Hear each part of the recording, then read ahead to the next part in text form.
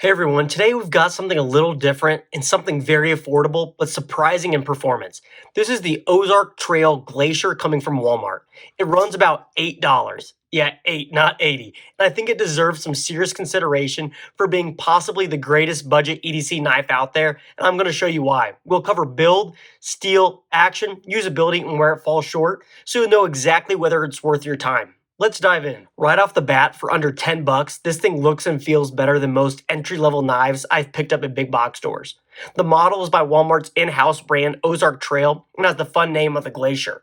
The blade length is 3.25 inches and its overall length is 7.5 inches, and it's coming in with a rather poor steel of 3CR.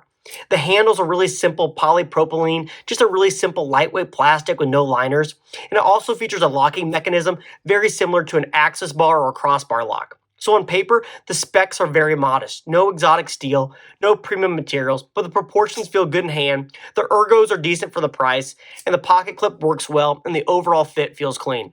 When you open it for the first time, you'll notice something interesting. The action is smooth, very smooth, almost crisp.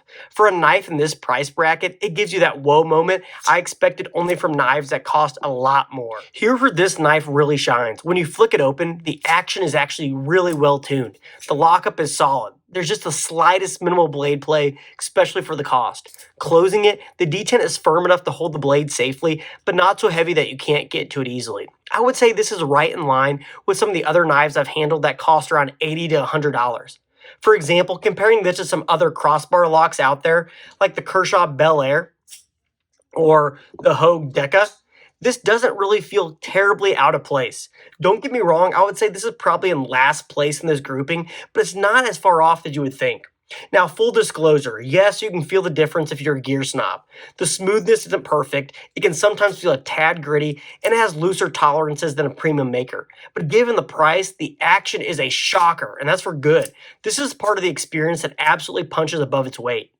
So now here's the trade-off. The steel is not great, especially if you compare it to more higher-end blades.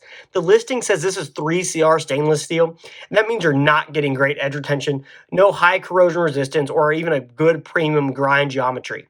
What that translates to in real life is expect to touch up the edge more frequently and expect maybe faster wear if you're using it hard. It does feature a coating on the blade to hopefully prevent any rusting, but after some light use, you can kind of see how the coating is holding up.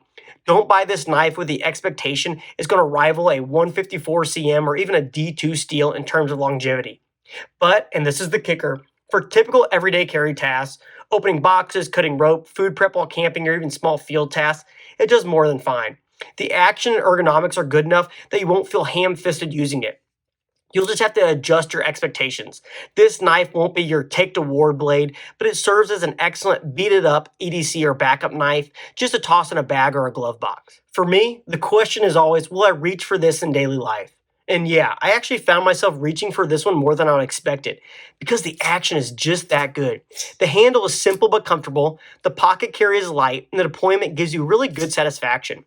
For somebody on a budget or for somebody who wants a cheap but capable knife that doesn't feel cheap, this is a win. I personally keep this one on my desk just to fidget with and open small packages, just very simple cutting tasks.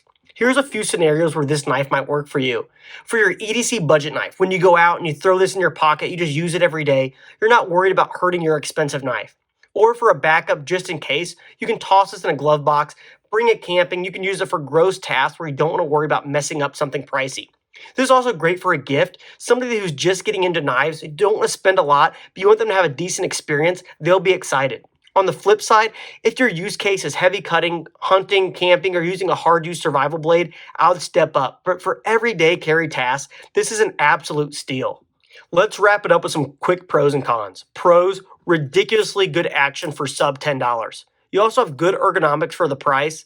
This is also very lightweight, so it makes a really great carry, especially with that deep carry pocket clip.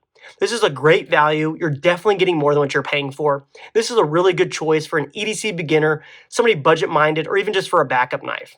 Now, here's some of the cons. First up, the steel. The steel is really modest. Edge retention and corrosion resistance is limited. You'll find yourself needing to touch up this blade after just a little bit of use. The materials and cost also show. The handle is rather cheap, there's some flex due to the no liners, and you might encounter some pivot play over time.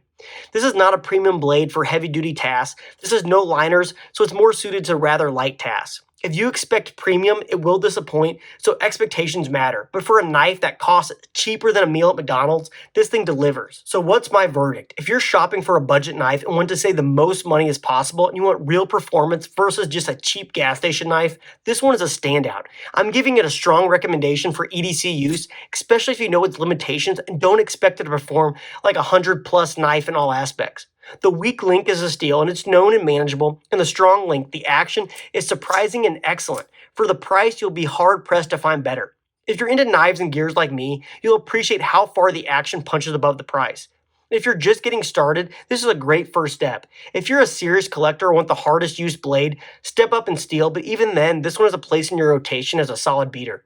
Thanks for watching. If you like this review, hit that like button, subscribe to the channel if you haven't already, and drop a comment below. Tell me what you want to check out next. As always, I'll see you in the next one.